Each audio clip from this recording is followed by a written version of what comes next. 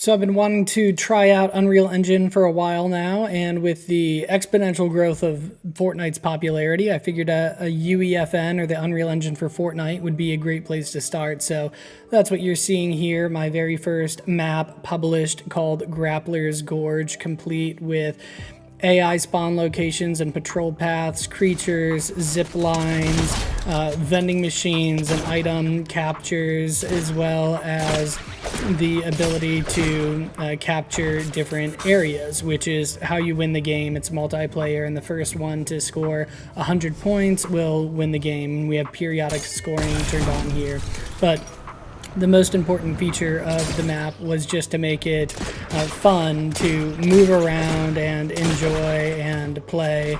And, after working on this on and off for a couple of weeks, I figured, why not make a video that shows you how to build a game from scratch? So this is what we're going to do. We're going to start out with just a blank template, and we are going to make a King of the Hill map. So you want to be on the top of the hill. You want the objective secured, and you want to be earning those points. So we'll go ahead and create this, and once it's created, we'll delete basically everything that's here other than the island settings and some world data, and then we'll go into our landscape mode, and we'll actually shrink down the size of this map from the default size. One, because this is a tutorial and I don't want to model out an entire map, and two, because I think it makes for better gameplay.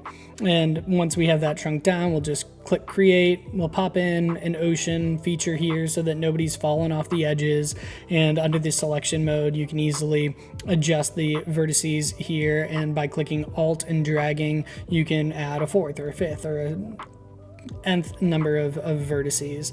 And once you're happy with the shape of it and it fits within your map, we can go ahead and just drop in a player to get a sense of the size. Then we can go back to landscape mode, and just under sculpt, with a large brush size and a pretty hefty weight, we will build our hill, and then we'll use the flatten function just to make it a flat surface so that it's easy for people to battle around. And then we'll go over and we'll actually add in some ramps. And it's important to make sure, as you're adding multiple ramps, you're going to want the top one to stay on the top, since we're using a central location, and the bottom one to stay on the bottom. And it'll just ensure that things are kind of even throughout the process. And then we'll do this 8 times, because it looks like this map will fit about 8 of them. So this will be a 8-person game, at least to start. Who knows? Maybe we'll expand on this. And since some of those ramp connections aren't the best, we'll go over to the smooth tool. We'll reduce the brush size as well as the tool strength, just so it doesn't blend too much. And then we'll just go around and we will blend in some of those impurities, I guess. And we'll just do that all around, and then we'll move on to the actual ramps and make them look more realistic, I suppose. I don't know that I've ever seen a real hill like this in the first place, but this is what we are making. So once we have that all sorted out and it looks good, which it does, we will drop in a player spawner and then launch our session. And this will automatically open up Fortnite into a private mode, and we'll just run around the map basically to make sure that there are no big issues with any of the ramps that we've created. Like, there's a lump, so we can go in and we can just kind of reduce that down. And you want them to be fairly equal so that nobody has an unfair advantage over another person. So we'll just keep running around until we've made sure that the map is functional for all of the players that we are going to have spawning, and there's nothing major that we need to fix from a modeling standpoint.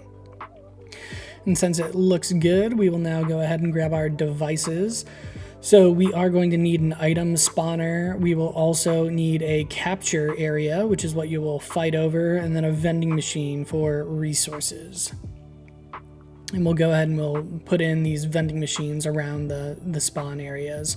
But before we do that, we'll change our island settings, which is how the game is actually going to work. So we made it for 8 people. We'll have 8 people max with dynamic teams. The rounds, you can make it however you want. We'll just test out 3 rounds here. I do like to have timers on game start, so we'll put in a 5-second timer that'll count down prior to starting. And then it's important here, again, just to make sure nobody has an unfair advantage. When they respawn, they'll go randomly to one of those 8 respawn pads. And then, if you're trying to be the king of the hill, it might be good to have some health granted when you're getting eliminations and fending off everybody else. And we will actually show individual scores as well.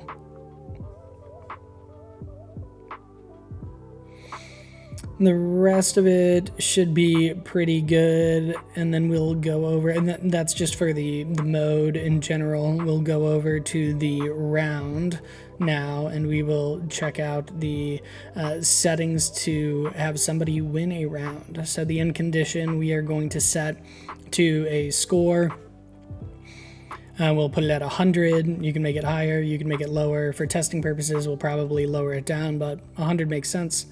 And then victory condition, round win on score. And we'll display the winner. The rest of the things I don't think I want to mess around with. It should all be good. And now that that is did, we will put in the player spawner mods. And we're just going to want to make sure that anybody can spawn there, and then it's always enabled because this isn't in a pre-game lobby or anything like that. Now we can put in our vending machines. So here we'll probably set up 5 vending machines. We'll put in 1 for snipers, your long range, 1 for assault rifles, your mid-range, shotguns, close range. Then we will put in 1 for consumables, health and shield, and then 1 for your movement. And every time you click on an item, you can just click drop, and it should go into the vending machine if you're in a close enough proximity, and then you can repeat this process. Now, you could duplicate your vending machines, but if you've already dropped an item into it, it will duplicate those dropped items as well. So here I'm just creating a new vending machine each time so that I don't have to deal with any of those issues.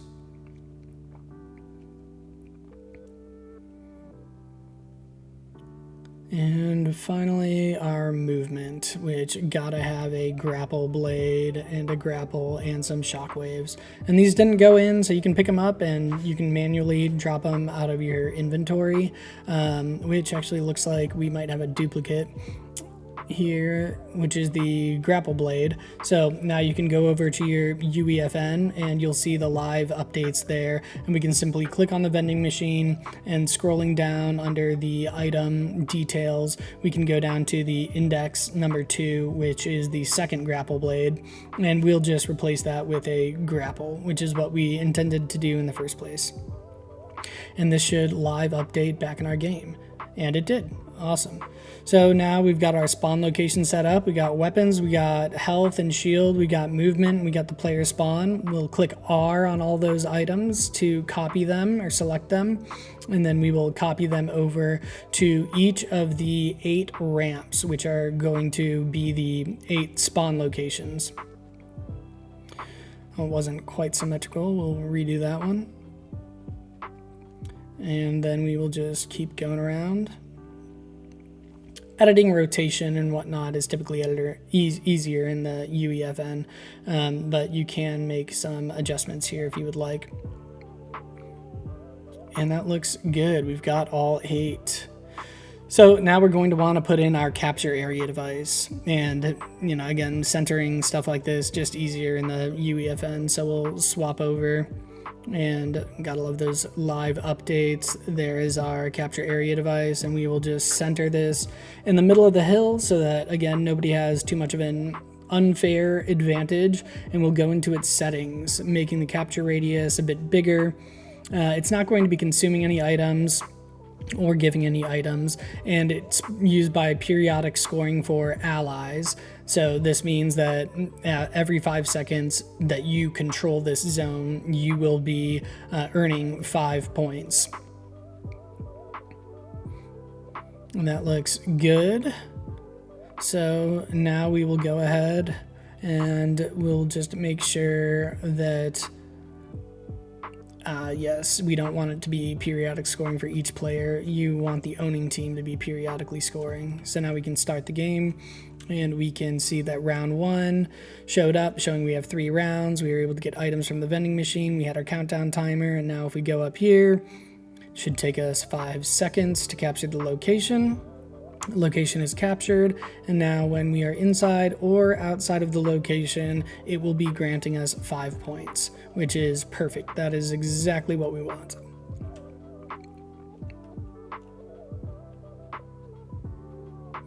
While you are defending the hill, you may find it necessary to have additional health or ammunition, so we will put down 2 different item spawners. And for ammo, that's actually going to be under the consumables section.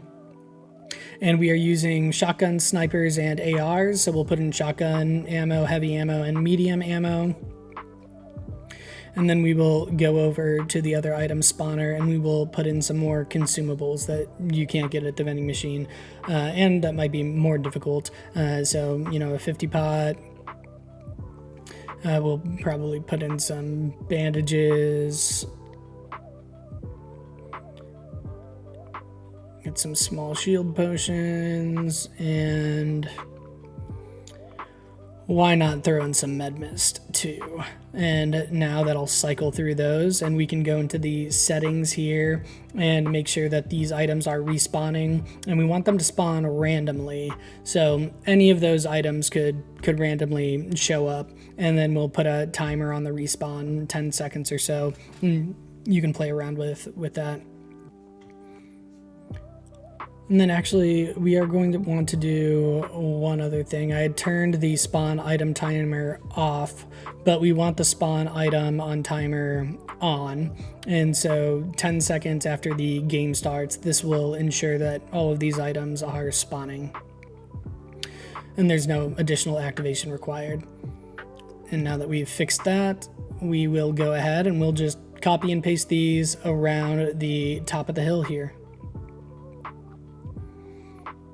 It's not too important where they go. You just want to make sure that there's, you know, if there's 8 people and they're all up here fighting on the hill, there's a chance that you'll be able to pick up some extra ammo or some extra health or shield. And for the ammo, we actually are going to change that one last setting to make sure that when you walk over it, you automatically pick up ammo versus having to pick it up as an inventory item like we want the health and shields to be.